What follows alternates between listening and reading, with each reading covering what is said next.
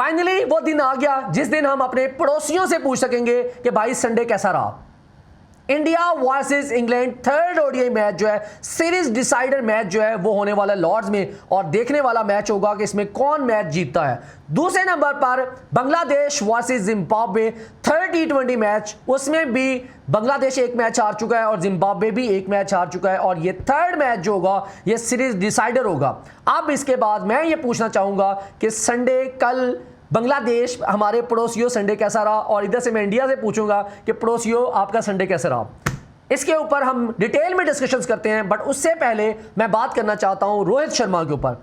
रोहित शर्मा को टीम की तरफ से, मैनेजमेंट की तरफ से, गौतम गंभीर की तरफ से, अजय अगरकर की तरफ से कहा जा चुका है कि भाईजान बस बहुत हो गया।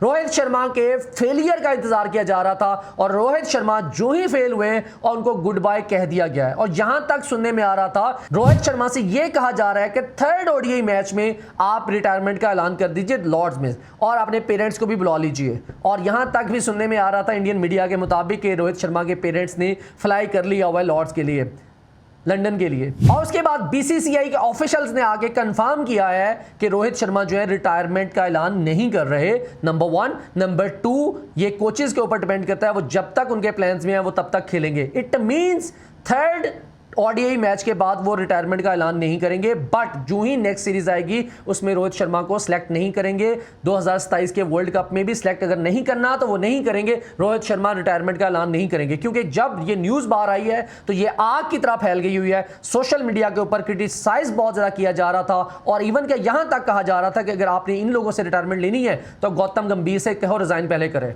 क्योंकि इसकी वजह से ये सारे कारनामे हो रहे हैं। हालांकि रोहित शर्मा वही इंसान है जिसने 2019 में 500 शायद मारे थे, तगड़ी उसने बैटिंग की थी 2019 के वर्ल्ड कप में। 2023 के वर्ल्ड कप में भी वो बंदा फाइनल तक आपको लेके आ गया, और फाइनल में भी रोहित शर्मा ही था जिसने टॉप क्लास इनिंग खेली थी, और उसके बाद आपकी टीम जो है वो क्लैप्स करना शुरू कर गई थी। और रोहित शर्मा ही वाहिद वो बंदा है जब आपके 50 के ऊपर 7 खिलाड़ी आउट हो जाते हैं, और आपका लोअर ऑर्डर क्या कौन सा होता है, जो सो कॉल्ड मिडिल ऑर्डर या लोअर ऑर्डर का नाम दिया जाता है, जिसमें वाशिंगटन सुंदर का नाम आता है, अक्षर पटेल का नाम आता है, शिवम दुबे का नाम आता है, और हर्षित राणा भी है बाय द वे। ये आपका लोअर ऑर्डर है, और आप किसको छुड़वा रहे हो, किससे जान छुड़वा रहे हो? रोहित शर्मा से। और हालांकि आपके नेक्स्ट 2 वर्ल्ड कप जो हैं, ओडीआई वर्ल्ड कप और टी20 वर्ल्ड कप तो खैर रिटायरमेंट के लिए, दोनों वर्ल्ड कप आपके जो है वो इंडिया में नहीं है, फट्टा विकेटों के ऊपर नहीं है, आपका साउथ अफ्रीका में है, और जो दूसरा टी20 वर्ल्ड कप है वो न्यूजीलैंड ऑस्ट्रेलिया में है। सो कैसे खेल पाओगे अगर आप रोहित शर्मा को छोड़ रहे हो ओडीआई फॉर्मेट से?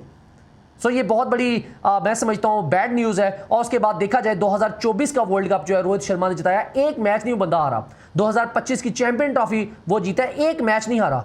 2026 का टी20 वर्ल्ड कप में वो था ही नहीं, तो उसका कसूर ही नहीं हो पाया था, वो भी वो जीत गए आप लोग। अब आ जाओ जी बांग्लादेश वर्सेस जिम्बाब्वे थर्ड टी20 मैच के ऊपर, जो कि सीरीज डिसाइडर है। मैं बांग्लादेश से एक रिक्वेस्ट करना चाहता हूं यार, इस ग्राउंड में अगर बांग्लादेश टॉस जीत जाता है तो खुदारा पहले बैटिंग कीजिएगा, आपने बॉलिंग की तरफ नहीं जाना, क्योंकि इस ग्राउंड में जिसने भी टॉस जीता है वो पहले बॉलिंग करने चला जाता है, और वो टीम हार भी जाती होती है। आपने क्या करना है, टॉस जीते हो सीधा बैटिंग करो चुप करके, और हाथ जोड़ के सैफ से रिक्वेस्ट करो खुदारा परफॉर्म कर दे भाई। ये लास्ट मैच हमारा रह गया है, सीरीज डिसाइडर मैच है, 16-17 करोड़ की आबादी में से तुझे सेलेक्ट किया हुआ है, परफॉर्म कर।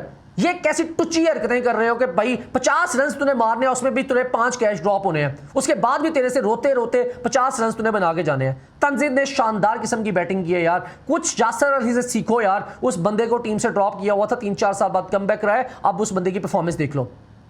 सेम इसी तरह मुसद्दिक हुसैन की देखो यार, मुसद्दिक को आप लोगों ने ड्रॉप किया हुआ था 3-4 साल, और जब वो ऑस्ट्रेलिया की सीरीज में डाला था वो अकेला ही ले गया था मैच आपका।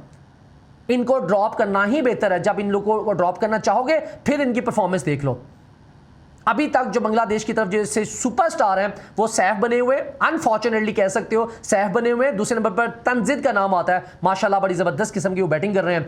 रिदोय तो भाई फ्लॉप 3 खेल रहे हैं यार, इस बंदे का क्या करना है यार, कप्तानी जब से इस बंदे को दे दो परफॉर्म ही नहीं कर पाता। और उसके बाद परवेज हुसैन ईमन का नाम आता है, भाई तूने भी क्या करना है यार, वो तो लितन दास जो इंजर्ड हो गए तेरा नाम आ गया, वरना तुझे ड्रॉप ही रखा हुआ था। ये बंदा भी परफॉर्म नहीं कर पा रहा। भला हो भाई कि नीचे से यासिर हुसैन का जो तगड़ी आगे बढ़ लेता है, नूरुल हसन भी हालांकि गंदी शॉट मार के आउट होता है, भला हो भाईजान, उसका शुक्र अदा करो यासिर अली का जो टॉप क्लास बैटिंग कर रहा है। और लास्ट मैच में आप लोगों ने अगर देखा हो जिसमें बहुत क्लासी बैटिंग की थी सैफुद्दीन ने यार, 4 मैसिव सिक्सेस यार, ये लॉन्ग टाइम तक याद रहेंगे लोगों को। एक ही ओवर में 28 रन उसने मारे, पहला छक्का, दूसरा छक्का, तीसरा छक्का, चौथा छक्का, 5वीं बॉल के ऊपर 2 लिए थे और 6ठी बॉल के ऊपर भी 2 रन लिए थे। इस तरह 28 रन मारे थे। और बांग्लादेश जो पिछला मैच 35-36 रन से जीता है ना, उसमें सबसे बड़ा रोल जो इसी बंदे का था, सैफुद्दीन का था, जिसने 28 रन आखिरी ओवर मार दिए थे। और जिसमें जिम्बाब्वे की टीम जो है कांप गई थी कि भाई नहीं हम जीत पाएंगे, हम पहुंच ही नहीं पाएंगे उस जगह पे। सैफुद्दीन को जितने मार्क्स दे सकते हो इतने दे दो। और एक और बात मैं आपको देना चाहता हूं, ये सैड न्यूज़ है, नाहिद राणा जो है वो इंजर्ड हो गए थे लास्ट मैच में और एंड पे वो छोड़ के चले गए थे, ग्राउंड छोड़ के चले गए थे। अल्लाह करे वो सेहतयाब हो जाएं, वो ठीक हो, वो बॉलिंग करें और तगड़ी बॉलिंग करें। वैसे नाहिद राणा के बारे में ये फेमस हो चुका है कि नाहिद राणा सिर्फ एक मैच का प्लेयर है जी। पहले मैच में वो बॉलिंग तेज करता है, अग्रेसिव बॉलिंग करता है। हम लोगों ने ऑस्ट्रेलिया के मैचेस में भी देखा था कि उसने किस लेवल की ब्रूटल किस्म की बॉलिंग कराई थी, लेकिन उसके बाद वो एज ए ऑर्डिनरी बॉलर लग रहा होता है यार, कुछ खास बॉल नहीं कर पा रहा होता। जिम्बाब्वे में भी अभी उसने पहले मैच में बड़ी जबरदस्त बॉलिंग कराई थी और दूसरे मैच में भी पावर प्ले में उसने आगे बड़ी जबरदस्त किस्म की बॉलिंग कराई, बट एंड पे आगे फिर से मार पड़ना शुरू हो जाती है। अगर नाहिद राणा नहीं खेलेंगे तो उसकी जगह पे शरफुल इस्लाम का नाम आ जाएगा जी। और जो बाकी चीजें जो थी बांग्लादेश की तरफ से, मैं समझता हूं जो बॉक्सेस टिक नहीं हो रहे थे, जो फ्लॉप 3 खेल पेश कर रहे थे, जो लेट डाउन कर रहे थे, जो डिसअपॉइंट कर रहे थे, उसमें सबसे पहला नाम जो है वो बांग्लादेश के स्पिनर रिशाद हुसैन का आता है। बट रिशाद हुसैन ने भी लास्ट मैच में जो परफॉर्मेंस दी है, अनबिलीवेबल, कमाल किस्म की उसने बॉलिंग कराई है, जिसमें उसने 4 खिलाड़ियों को आउट किया है और साथ में उन्होंने 30 को रन बस दिए थे, ज़्यादा फेंटा नहीं खाया था। हालांकि वरना वो तो रुकता ही नहीं है कि 4 ओवर में जब तक 50 रन ना पड़े वो सही होता ही नहीं है। और उसके बाद शेख मेहदी हसन के ऊपर बात करते हैं यार, शानदार किस्म की उसने भी बॉलिंग कराई है, ऑफ स्पिन करते हैं। पावर प्ले में पहले ही ओवर में उन्होंने विकेट ले लिया, आते ही उन्होंने भी 3 खिलाड़ियों को आउट कर दिया। जो बांग्लादेश के बॉक्सेस टिक नहीं हो रहे थे स्पिनर्स के, वो अब टिक हो गए हैं। हालांकि बांग्लादेश माना जाता है, जाना जाता है स्पिनर के उनके बड़े स्ट्रॉन्ग होते हैं, लेकिन स्पिनर्स विकेट नहीं ले रहे थे। इस बार लास्ट मैच में अगर देखा जाए तो 7 विकेटें स्पिनर्स ने ले ली थी और बाकी विकेटें जो है फास्ट बॉलर के हाथ आ गई थी। और जिम्बाब्वे जो है बड़ा स्ट्रॉन्ग होकर आएगा और नो डाउट जिम्बाब्वे जो है बहुत स्ट्रॉन्ग होता है। जिस लेवल की ब्रूटल किस्म की बॉलिंग करते हैं मुजरुबानी, ग्रावा और सिकंदर रजा भी बड़ी अब तो बॉलिंग ज़बरदस्त किस्म की कर रहे हैं। और हालांकि पहले ओडीआई फॉर्मेट में उन्होंने तगड़ी बॉलिंग नहीं की थी, बट इसमें T20 में आके बड़ी ज़बरदस्त किस्म की बॉलिंग कर रहे हैं। और उसके बाद एक और चेंज करने जाएंगे, मैं समझता हूँ जिम्बाब्वे को एक चेंज करना चाहिए। वो बेन करुन को उन्होंने लेके आना है जी, वो एज ए ओपनर खिलाएंगे वो, और उसकी जगह पे मरुमानी को वो रेस्ट करवाएंगे। उनके विकेट कीपर बैट्समैन है ये, लेकिन शायद किसी और से विकेट कीपिंग करा लेंगे। बाकी उनके रिमेन सेम जी, तगड़ी उनकी भी बैटिंग है। नंबर 9 पे जो आते हैं ना, वो ब्रेड इवन आते हैं नंबर 9 पे। और ब्रेड इवन क्या कर सकते हैं, क्या किया है उन्होंने, ये सबको पता है बांग्लादेश वालों को।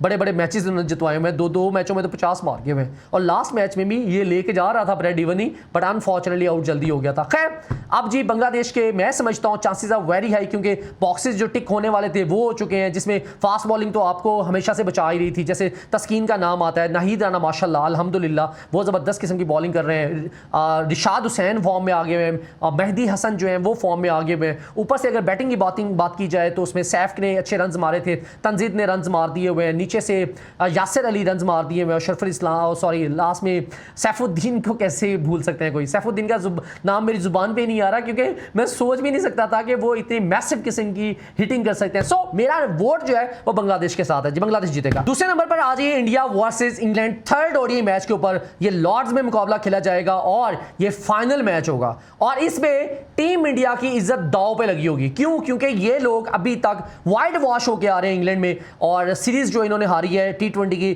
4-0 से ये हार चुके हैं और ये अभी ओडीआई सीरीज जो है 1-1 से बराबर हो चुकी है। अब अगर टीम इंडिया जीतती है तो शायद इनके जो पाप थे इनके ऊपर लगे हुए वो धुल जाएंगे। गौतम गंभीर जो है शायद अपना कॉलर ऊपर करके जा सकते हैं, बट अगर ये लोग हार गए तो बलि का बकरा किसको बनाया जाएगा? रोहित शर्मा को। अल्लाह करे, हम दुआ करते हैं रोहित शर्मा जो है रन्स मारे, कोई तगड़ी बैटिंग करके जाएं और उनको टीम में जगह बनी रहे। बेशक हार जाए इंडिया वाले वो अलग बात है, लेकिन मैं रोहित शर्मा के साथ हूं यार, उस बंदे को ड्रॉप करना नहीं बनता। बट लास्ट मैच में भी अगर देखा जाए तो टीम इंडिया की तरफ से जो शानदार किस्म की बैटिंग की थी वो विराट कोहली का जी नंबर आता है। उन्होंने एक शानदार किस्म की 65 रन की नॉक खेली है। उसके बाद सरपंच का नाम आता है, 66 रन की उन्होंने नॉक खेली थी। बट उसके बाद क्या जो इंडिया का लोअर ऑर्डर है, इतना घटिया, इतना पथेटिक, इतना गंदा लॉ ऑर्डर हो चुका है। अब देखो जी कितने, वशिंगटन सुंदर 2 run, Akshar Patel 1 run, Shivam Dube 0 run, गरूर बराज 7 रन, इस तरह का सीन चल रहा था। बट जसप्रीत बुमराह को मत भूलना, जसप्रीत बुमराह ने जो क्लासी बैटिंग की थी, उन्होंने जसप्रीत बुमराह ने 13 गेंदों के ऊपर 20 रन मार दिए हुए थे। शानदार किस्म का खेल खेला था। एक चीज मैं आपके साथ और बड़ी हाईलाइट करना चाहता हूं, इस ओडीआई सीरीज में जोए रूट जो है अभी तक टीम इंडिया आउट ही नहीं कर पाया। अगर पहले ओडीआई मैच की बात की जाए तो पहले ओडीआई मैच में 76 रन की नॉक खेली थी जोए रूट में और उसको टीम इंडिया आउट ही नहीं कर सकी। और सेकंड ओडीआई मैच में भी वही अकेला शेर का बच्चा खड़ा था, 99 रन पे वो नॉट आउट खड़ा रहा है। 97 पे थे उस वक्त, मेरे ख्याल से इंग्लैंड को अभी 24-25 रन जीतने के लिए चाहिए थे। लेकिन जो आया था बाद में टीम इंग्लैंड की तरफ से बैटिंग करने के लिए आए हैं गस एटकिंसन, भाई उस बंदे ने 23 रन मार दिए हैं अकेले नहीं। और टीम इंडिया ने बड़ी चालाकी के साथ जो रूट का 100 पूरा नहीं होने दिया। और यकीन मानो रूट को कोई गम नहीं इस चीज़ के ऊपर। रूट ने खुद उसको कहा था कि भाई चौका मार जा, मुझे अपना 100 नहीं करना, मैं इंडिया की तरह नहीं हूँ। क्योंकि शुभमन गिल से ये प्रेस को बाद में पूछा गया अब इन मैच एंड होने पे कि भाई आप होते तो आप क्या करते। तो शुभमन गिल कहता कि भाई जब ओवर ख़त्म हुआ था उस बॉल के ऊपर सिंगल लिया था रूट ने, मैं होता तो सिंगल ना लेता, मैं 100 करने जाता। यही फर्क है इंडियंस में, हम एशियंस में, और यही फर्क है दूसरों में, गोरों में। रूट ने 99 के ऊपर भी उस बंदे से कहा भाई चौका मार दे, मुझे 100 पर पूरा नहीं करना, मुझे कोई ज़रूरत नहीं है इसकी। और उसने चौका मार के टीम को मैच जितवाया। और शानदार किस्म की बैटिंग की है इंग्लैंड की तरफ से। रूट 99 रन नॉट आउट, पिछले मैच में भी उन्होंने 70+ रन की नॉक खेली और नॉट आउट आए हैं। और उसके बाद भी टीम देखा जाए तो इंग्लैंड की तरफ से जो टॉप ऑर्डर है कोई क्लासी बैटिंग नहीं कर रहे। आप पहले पिछले मैच में देखा जसप्रीत बुमराह ने पहली बॉल के ऊपर ही आउट कर दिया था, पैथल जो है 4 रन बना के आउट हो गए थे। और छोटी छोटी नॉक्स खेली हैं, जैसा कि नीचे से विल जैक ने 30 रन की नॉक खेली है। हालांकि इसमें भी इंग्लैंड की टीम जो है वो काफ़ी ज़्यादा हिलजुल गई हुई थी। पहला ओडीआई मैच जो है इंडिया ने अच्छा मारा है, हालांकि उसमें जो रूट और साथ में नीचे से एक और बैट्समैन आए थे जो जिनको इन्होंने सेकंड मैच में ड्रॉप भी कर दिया था, लिम डॉसन, उन्होंने एक शानदार किस्म की कैरियर बेस्ट 68 रन की नॉक खेली थी। खैर अब आ जाओ जी थर्ड ओडीआई मैच के ऊपर, जो कि बहुत बड़ा मुकाबला होने वाला है। रोहित शर्मा का आखिरी मैच, कैरियर का आखिरी मैच हो सकता है, लेकिन वो रिटायरमेंट का ऐलान नहीं करेंगे। लेकिन कोई पता नहीं, रोहित शर्मा कहे भाई मैं डिग्निटीज के साथ कर देता हूं, अगर तुम लोगों को मेरी जरूरत नहीं है तो मैं क्यों आऊं भाई, मैं छोड़ जाता हूं, मैं ही छोड़ के चला जाता हूं। हालांकि रोहित शर्मा ने अपने ऊपर बहुत ज़्यादा काम किया। आप लोग उसकी बॉडी, उसके देखो सी उसको बॉडी शेप जो है, उसने अपने आप को कितना ज़्यादा चेंज कर लिया अपने आप को। और वो बोझ नहीं है टीम पे, बोझ वो लोग होते हैं जो परफॉर्म नहीं कर पाते। रोहित शर्मा एक मैच में नहीं परफॉर्म करेगा, दूसरे में नहीं करेगा, तीसरे चौथे में परफॉर्म करके दिखाएगा। और ये नीचे से अक्षर पटेल, वशिंगटन सुंदर, इनसे ये जो लोग ना बॉलिंग कर सकते हैं ना बैटिंग कर सकते हैं, सो कॉल्ड आप लोगों के ये ऑलराउंडर मैच फिनिशर बने हुए हैं।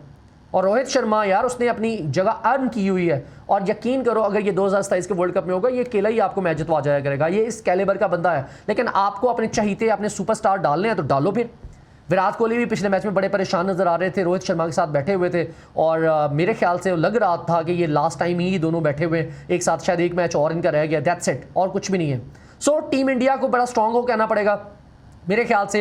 इनको जो इतना ज़्यादा नीचे इन्होंने ऑलराउंडर कैटेगरी डाली हुई है, T20 फॉर्मेट में चल जाती होती है, बट ओडीआई फॉर्मेट में आप नहीं चला सकते। टीम इंडिया जो होती है वो हमेशा से 3 बॉलर्स के साथ आ रही होती है, सिर्फ 3 बॉलर इनके पास होते हैं, जिसमें जसप्रीत बुमराह का नाम आता है नंबर 1, नंबर 2 प्रसिद्ध कृष्णा का नाम आता है, और तीसरे नंबर पर गरूर बरार का नाम आता है। ये इनके पास 3 फास्ट बॉलर हैं, दैट्स इट। और बाकी इन्होंने 3 रेलू कट्टे डाले हुए हैं, वो पंजाबी में हम लोग कहते हैं अद्धा तितर अद्धा वडेर, ये वो डाले हुए हैं, जिसमें शिवम दुबे आते हैं, जिंदगी में कभी 10 ओवर पूरे नहीं करेगा। दूसरे नंबर पर वशिंगटन सुंदर आएंगे, कभी वो 5-6 ओवर भी नहीं मेरे कर पाएगा, 3-4 के ऊपर ही रुक जाता होता है, इससे ज़्यादा नहीं कर पाता कभी। वशिंगटन सुंदर ने इंटरनेशनल कितने मैचेस इस बंदे ने खेले अपने कैरियर के, इसके मैचेस गिन लो। अगर मैं एग्जाम्पल देता हूँ, अगर इसने 50 मैचेस इसने खेले ना, शायद इसने 5 मैचों में 10 ओवर का कोटा पूरा किया होगा, वरना नहीं किया होगा इसने। और नीचे से अक्षर पटेल, अल्लाह माफ़ करे, ये भी बंदा जो है अपने 10 ओवर पूरे नहीं कर पाता, बड़ी मुश्किलों से इसे 10 ओवर करवाए गए, क्योंकि इनके पास और गुंजाइश ही नहीं बची थी, और कोई ऑप्शन ही नहीं था। जब हार्दिक पांड्या आ जाएगा शायद इसके 10 ओवर नहीं करवाए जाएंगे। मेरे ख्याल से कल जो है टीम इंडिया जो है अपने पास एक चेंज लाएगा, अपने पास कुलदीप यादव को वो खिलाने जा रहे हैं,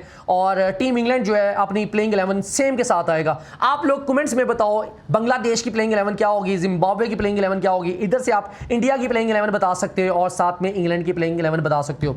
मेरा वोट जो है वो बांग्लादेश के साथ है नंबर 1। दूसरे नंबर पर मैं चाहता हूं हमारे पड़ोसी जीत जाएं यार, बहुत हो गया, बहुत जलालत काट ली इन्होंने। 4-0 हार के आ रहे हैं, आयरलैंड से भी हार के, ये इंग्लैंड से भी हार गए, अब इंग्लैंड का ओडीआई सीरीज़ है, इसमें भी मैं चाहता हूं कि इंडिया की टीम जो है जीत जाए यार, कुछ तो जीत गया हो, कुछ तो थोड़ा सा खुशी का मौका मिल जाए। हालांकि पाकिस्तान के कोचेज़ जो हैं वो बड़े बड़े बयान देते हैं, इंडिया की टीम को हराना लोगों के लिए, बड़ी बड़ी टीमों के लिए ख्वाब है, बट क्या पता था इंग्लैंड जो है इसको उनको वाइट वॉश कर जाएगी, आयरलैंड की बी टीम जो है इनको वाइट वॉश कर जाएगी। ये तो कलंक जो इनके चेहरे पे लग गया हुआ है टीम इंडिया के, ये तो सारी ज़िंदगी नहीं उतर सकता कि आप लोग आयरलैंड की बी टीम से हारे हो।